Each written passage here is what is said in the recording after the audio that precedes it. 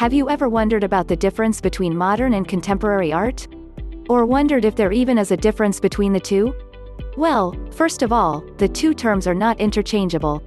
There is a difference, and it is based on rough date ranges established by art historians, art critics, curators, art institutions, and the like, who recognized a distinct shift that took place, marking the end of modernism and the beginning of the contemporary age. Modern art is that which was created sometime between the 1860s, some say the 1880s, and the late 1960s, some say only through the 1950s.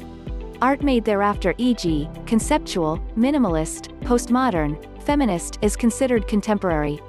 Beyond the time frames, there are conceptual and aesthetic differences between the two phases. Art was called modern because it did not build on what came before it or rely on the teachings of the art academies. Many art historians, notably art critic Clement Greenberg, consider Édouard Manet to have been the first modern artist not only because he was depicting scenes of modern life but also because he broke with tradition when he made no attempt to mimic the real world by way of perspective tricks. He, instead, drew attention to the fact that his work of art was simply paint on a flat canvas and that it was made by using a paintbrush that sometimes left its mark on the surface of the composition.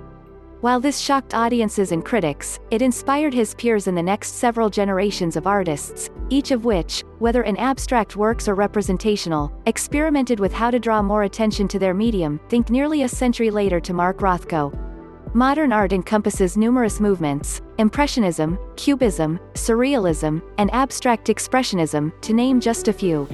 Contemporary art means art of the moment, but defining it beyond that and its open-ended date range is challenging, as the very notion of defining art became a personal quest in the hands of each artist, which resulted in ever-expanding possibilities. A key distinction between modern and contemporary art was a shift in focus away from aesthetic beauty to the underlying concept of the work. Conceptual art and performance art are good examples. The end result of a work of contemporary art became less important than the process by which the artist arrived there, a process that now sometimes required participation on the part of the audience. So, the next time you are at a cocktail party and someone starts talking about modern art, you'll know not to pipe up about your favorite Jeff Koons inflated dog sculpture.